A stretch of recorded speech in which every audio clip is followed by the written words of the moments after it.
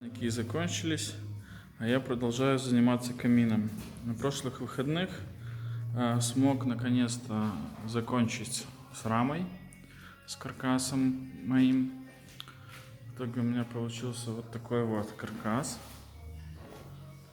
Делал я на металлических уголках 4 толщиной, 35, по-моему, ширина была. Также уже зашил вверх.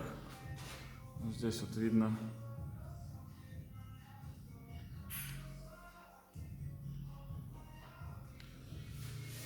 и боковушки позашивал.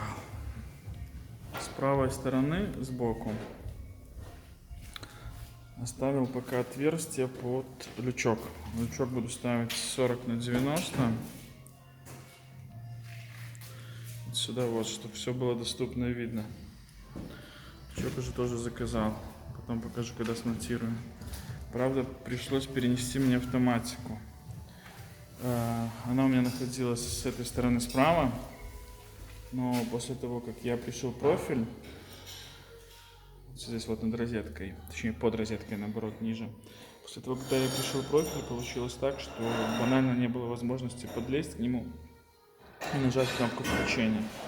Поэтому я сградил вот такую небольшую конструкцию, приварил уголок сюда и, соответственно, приварил его вот сюда, справа, к каркасу, который еще сделал сантехник. Вот здесь он будет виден, вот там вот. И подвесил его в таком вот состоянии. Он, в принципе, никому не мешает. Правда, пришлось разнести все мои провода. Теперь придется мне по новой их всех пересобирать. Ну, получилось как получилось. Сейчас я, в свою очередь, закупился еще суперизолом. И сегодня буду заниматься обшивкой уже лицевой части. По мере продвижения буду делиться прогрессом. Да, вот здесь снизу, кстати, оставил себе такое вот отверстие, довольно большое.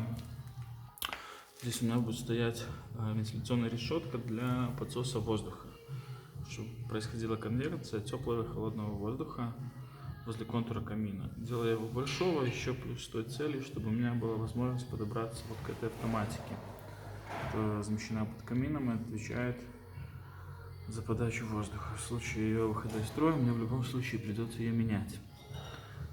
Поэтому, исходя из этого, я вот оставлял вот в таких вот размерах. Ну что, будем продолжать.